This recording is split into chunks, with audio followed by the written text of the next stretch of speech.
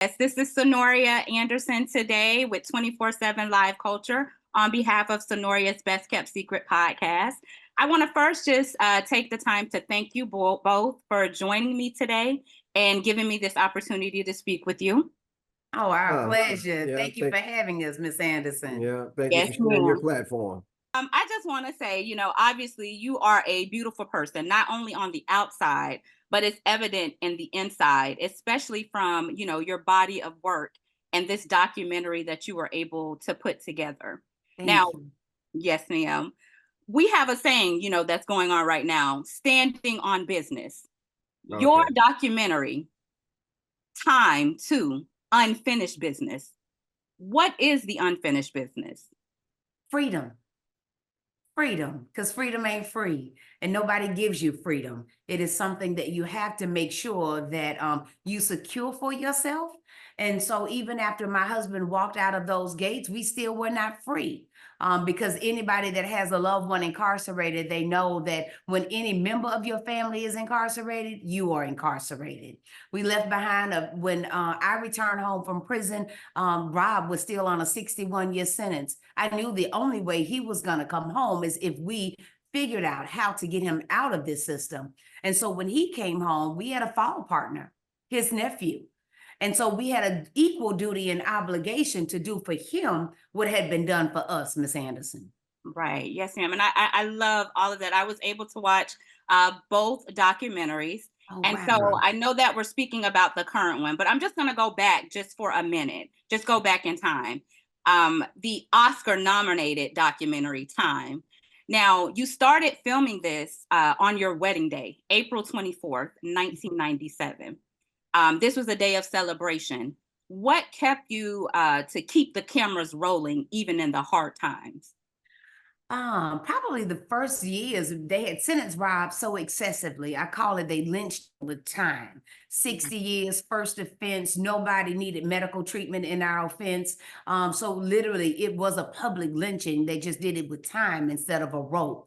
And so, knowing that one day we were going to get him home, it was always very clear that this was not, no matter what the state said, our God had said something different.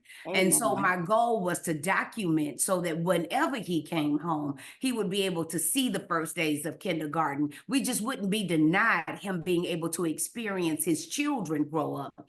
And probably after we were about 10 years in and still no relief in sight, the intention of my filming changed. And the intention then became, if this is happening to me and my family, I can only imagine how much worse it is for other families who don't have the tools to address. At least I've got an education. But when you think about the majority of people that are in our systems have a third grade or less education, then it says that it would really be difficult for them to navigate. And so my intention then became to be, as I said in time, one, to be a voice for the voiceless. If God had given me this experience, it was for a reason that was just bigger than just my transgressions. But I couldn't bear witness to what was going on in our system and not testify. Yes, and you definitely have a testimony. Now, I'm going to direct my next question to you, Mr. Rich, Rob Rich. Yes, Um, ma'am. the number $5,134.63. Now that Which was 63 cent was ours. I right. know it was. I know it was, Miss Anderson. I promise I know it was. Yes. Well, that number, and that was the cost of your freedom at the time. Do Mhm. you think there would have been a number or a dollar amount that you would have said, you know what, I deserve this sentence, I deserve what they gave me? No, I just don't think that when you think about the one thing that I found when you start looking at how to place value on things, when you're brought into this life, the one thing that color, financial status, um, family that you belong to, when it comes down to it, none of us are going to get no more time in this life than what God is willing to give us. So it's the one commodity in life that you can't buy it. You can't negotiate for it. You can't politic for it.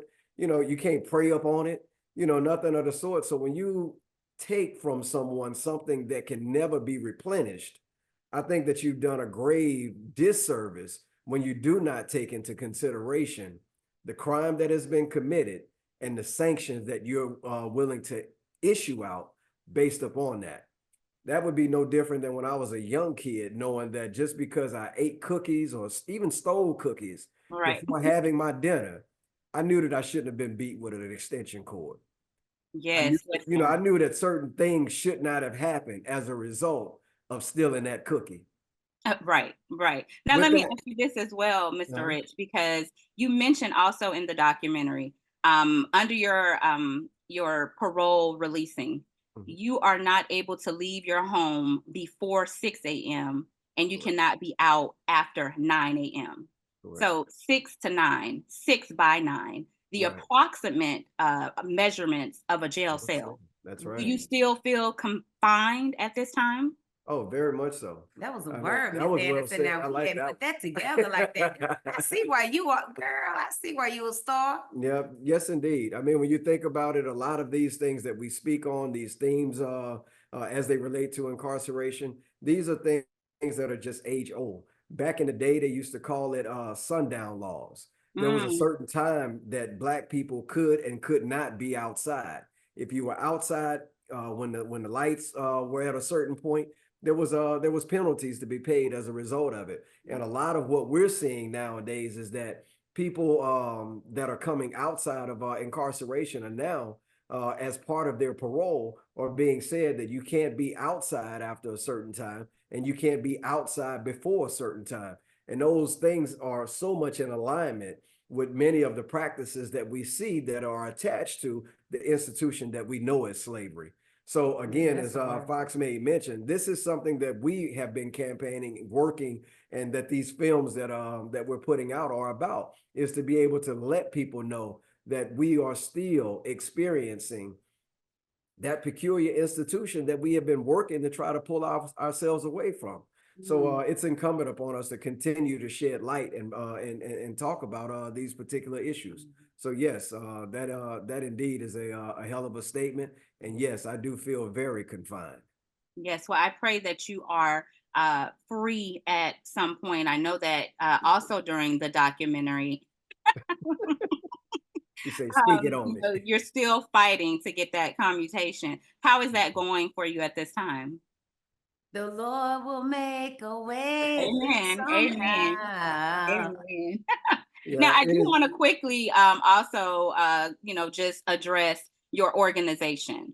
You have the participatory defense movement there in NOLA. That was your first hub. Now you have, that's just one of 40 hubs. How do you feel as far as, with all of your contributions and things that you have provided now through these hubs, it's impacting the society?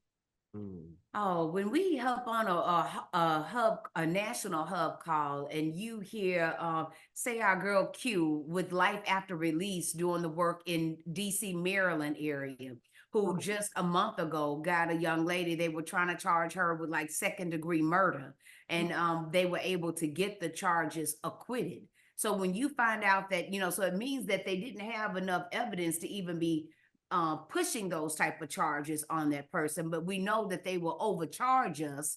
And when we don't have the capacity to fight, then we can very well be incarcerated on excessive charges Right. rather than what really was about our involvement in something. mhm. And So not so when necessarily the crime, it's just the person who is in doing the crime. yes, That's right. yes. I mean, that's why you can have a young person that unfortunately commits rape in Louisiana and get life, and another young person commits rape in Pennsylvania before a white judge, and he says that, I think that you going to prison will be detrimental to you, so I'm just gonna give you 6 months on probation.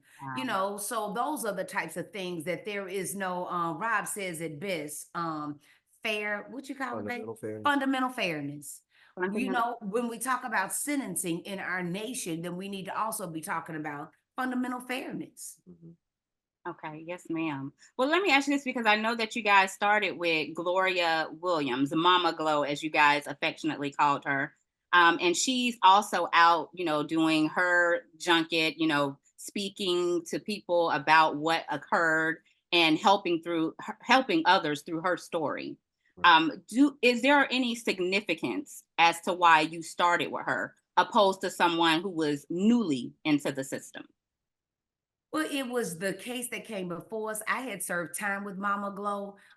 We 6 months after Rob came home from prison, we started our participatory defense hub, and which, as you shared, is one hub out of 40 hubs across the country doing this work. And so as soon as we went through training, the very weekend we finished our training, one of the other members of the community brought her matter to us and said that she was going up for a pardon. And so since we had just received clemency, we knew that it was fresh on our minds as to how we navigated it, and that we should be able to do the same for her. Because of her age, how long she had been incarcerated, we actually took on her matter because we thought it was going to be a quick win. Right.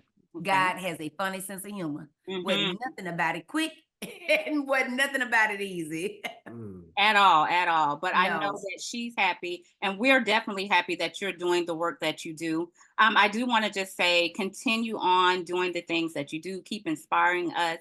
And I definitely want to applaud you, both of you, being able to secure 6 Black young men into this society, and all of them having some level of success. That is not an easy feat. So I definitely commend you both on those efforts. I do want to just thank you all for again stopping by with your time today and speaking with me. And I definitely look forward to the things that you do in the future. Thank you. Yeah. Thank you. We hope to see the people at Essence and that they will get a chance to check out this film. Yep. And thank you for sharing your audience with us. Yes. Yes, I And he appreciate you looks both. cute. You as well. Thank you.